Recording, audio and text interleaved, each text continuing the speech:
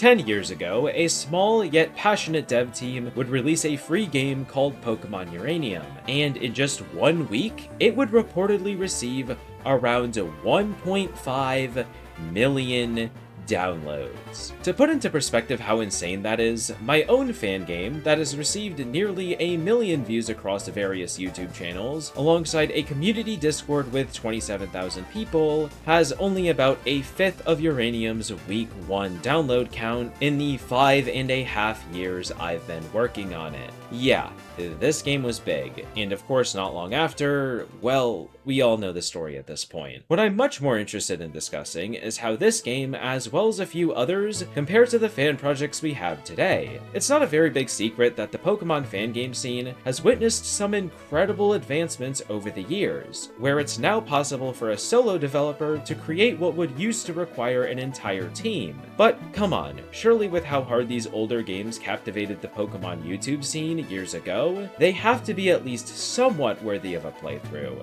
right? So without further ado, my name is Ari, and let's get started.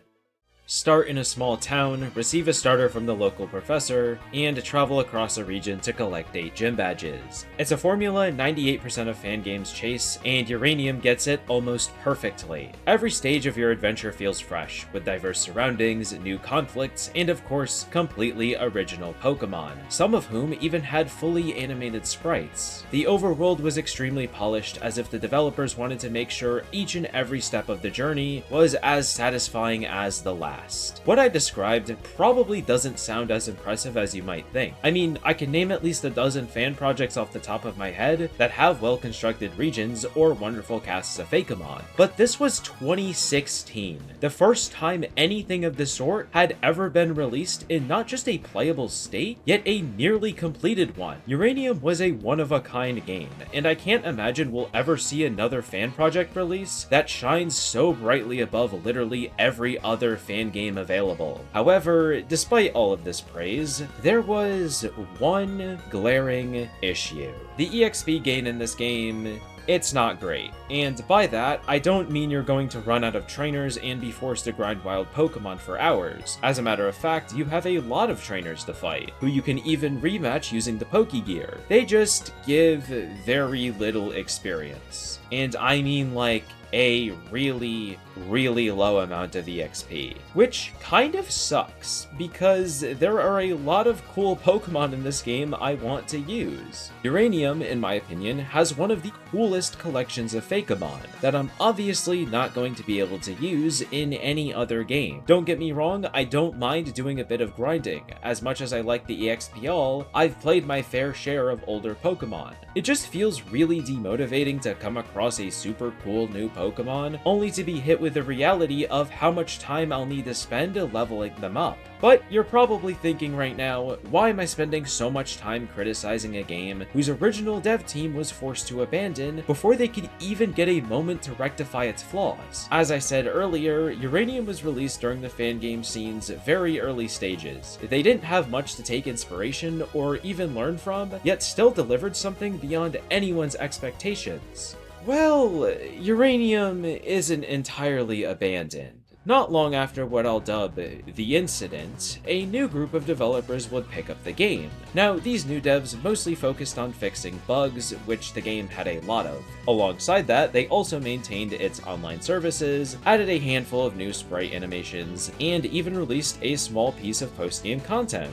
Yet, even after 10 years, the game still suffers from a time-consuming grind for a vast majority of the adventure, which, I'm not going to lie, is probably the only thing holding Uranium back from modern fan game standards, because this game still has one of the best soundtracks, region designs, and especially Fakeamon dexes I've ever seen in a Pokemon fan game. So if the grind doesn't bother you, I highly suggest at least giving it a try. There's a very good reason why it was so popular on release, and despite what clickbait gaming articles have told you, there's barely been a point in its history where you haven't been able to download the game. Surprisingly not very long after Uranium's release was the completed version of Pokemon Insurgence, a game that many fans became obsessed with and even after 9 years will still refer to as one of the best Pokemon fan games, if not the best. And there are a lot of reasons for that. You had a new region, a darker story, more challenging battles, and new variants of Pokemon that could also follow behind you. It had a mix of what a lot of older fans desired, and for the time, was handled pretty well. Though, as the years flew by and more Pokemon fan games were released, its flaws became more and more visible, leaving me questioning if Insurgence was still one of the best. So let's start with everyone's favorite part of the game, the Delta Pokemon. Even compared to most Pokemon fan games today, the alternate forms of Insurgence are very well designed. The Pokemon keep their general shapes and sizes with an entirely new theme to match a new type combination. It's almost like you're using something completely original and different that still keeps the bare minimum to remind you that, oh yeah, that's still Charmander. There are only 2 issues I have with them as a whole, the first being that a lot of them are locked to the post-game. The second, however, is a much less common criticism, and that's the fact that almost no NPCs use them. They'll obviously be on the teams of important bosses, yet route trainers almost always use exclusively canon Pokemon. I get they're supposed to be rare, powerful, and not something your average Joe is just gonna pick up. But there are still like 200 of them, most of whom you're not going to even see until after the Elite Four. Other than that, I think the gameplay is fine. I won't lie that the level curve isn't great for most of the main game, though buying a secret base in the daycare town pretty much alleviates any harsh or long grinding you'll otherwise need to do. An aspect of Insurgence that had much more mixed reception is the story. The 2 most popular opinions I've seen are that it's very unique and well written, with an ounce of maturity, or that the story is incredibly edgy, containing themes that are too dark for Pokemon, both of which I really disagree with. To me, Insurgence's story felt pretty close to the standard Game Freak experience. Like, you're still on a very linear journey to collect 8 gym badges, with a few obstacles in the way. There are just 5 times the evil teams, 5 times the legendaries, and yeah, some people die. For a story written by someone who was quite young at the time, it is pretty decent, but very far from extraordinary in a positive or negative way. The thing about Insurgence that bothers me the most, something that I feel never gets brought up despite the popularity of the game, is the music. I want to say that 80, maybe 90% of the outdoor maps share the same handful of music tracks, most of which is placeholder music from RPG Maker. I know this is something that most people don't care about, but I firmly believe that the quality of a soundtrack strongly impacts your opinion of whatever is going on in the game, something that's further proven by how fondly I remember Insurgence's boss battles. Because despite how poorly the battle AI performed, the music was so good that I didn't even care. I don't think Insurgence comes close to a lot of the more popular and modern Pokemon fan games, but I also don't think it's bad either. There's a lot of fun that can be had with it, and as long as you keep in mind that the game is very far from perfect, then I don't think you're going to come out unsatisfied. So I spent a lot of time talking about those last 2 games, and I think they certainly deserved it, being extremely popular for their time, very close to release with each other, and without a doubt inspiring almost every fan game developer that came after. Though, despite being much less known, there are still 3 other notable fan games from that period I think are definitely worth bringing more light to, and the most impressive of those 3 is easily Pokemon Empyrean. Saying this game has a lot of content would be a very big understatement, because every time you might think to yourself, alright, surely this game is almost over, there's so much more around the next corner. You first have the 8 gym stretch, taking you across a sizable region all the way to level 100. Then a colossal story arc, which I'm not going to go into much detail about to avoid spoilers. Let's just say there's about a third of the explorable content as the main region. After that, you'll finish up your main adventure taking on the Elite Four. And once again, when you think this huge game is finally over, there's then another smaller, yet content-packed region to explore. This is all done, by the way, consistently retaining a good level of quality within the story, overworld design, and even gameplay, which is a very important thing to mention considering the number of fan games I've played, especially older, that accidentally lean way too hard into quantity over quality. What sucks is that it's a story I can't really explain the details of, because the plot kicks off pretty average, but over time, introduces more and more concepts that, even while being a bit confusing, I can't lie was pretty entertaining. So if you like stories that continuously grow deeper as you progress, I strongly believe you'll enjoy this one. Where my feelings about the game get a bit mixed though is the gameplay. The overall quality of the gameplay is fine.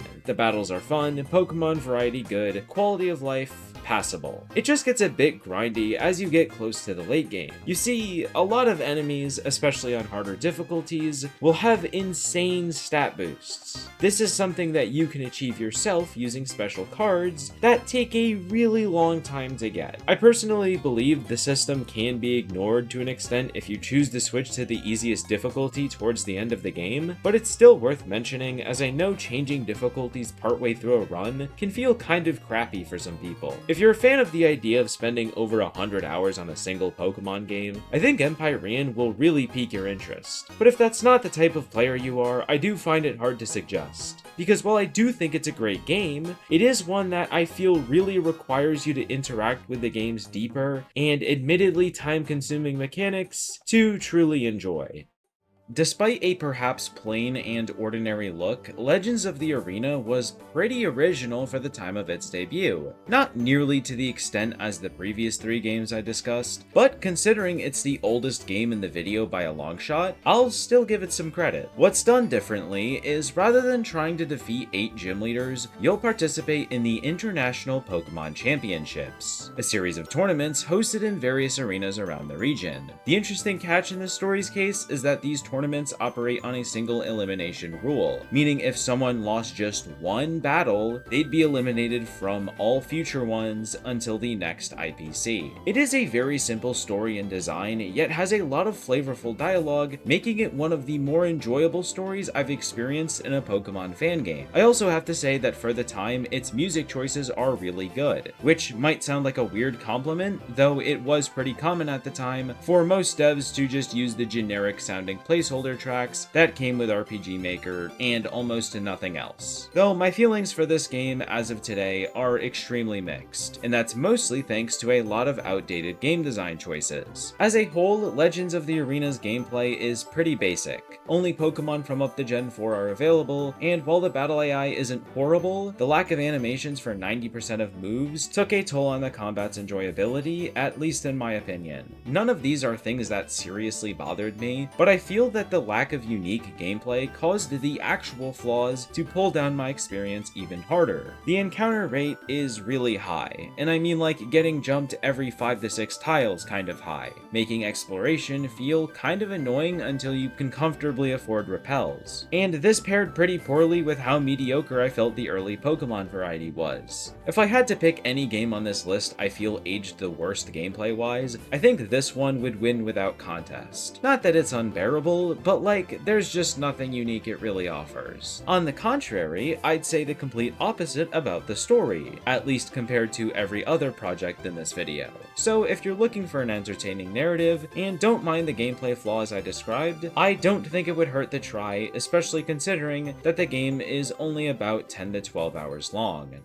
Up until this point, every game I've showcased today took a direction in its story or gameplay that's noticeably different from the Game Freak formula. To close things out, however, is one that doesn't, in really any way, shape, or form. No new Pokemon, no regional forms, just 8 gyms, and a few obstacles in between them. Despite that, I don't think Pokemon Alchemist is going to leave you unsatisfied, unlike almost every other older fan game with an identical formula. And the first first thing it does to accomplish that is an extremely consistent, but also somewhat unique exploration loop. What I mean by that is how you're going to progress through a region in a much different way than you're probably used to, climbing a volcano to reach the first gym, sailing across the ocean to reach the second, and traversing a cave-infested desert to reach the third. Even when the effect of, wow, I didn't expect to be exploring these places so early, wears off, the visual quality and consistency of the region keeps you wanting to explore more. It also has that feeling I sort of miss from a lot of older Pokemon titles, where there are quite a few optional areas that the game doesn't even direct you towards. Places that you have to find on your own that felt much more rewarding to explore because of that. But it's not all sunshine and rainbows. Being a 2016 game, there are a handful of gameplay-related grievances. The biggest, in my opinion, is the level curve. To my surprise, it wasn't nearly as bad as other old fan games I've played. It just seemed like there was just enough EXP to get an unfinished team barely up to par with the next gym leader, which I guess you could just use a smaller team until you get to the mid-game, where there are much more trainers to grind.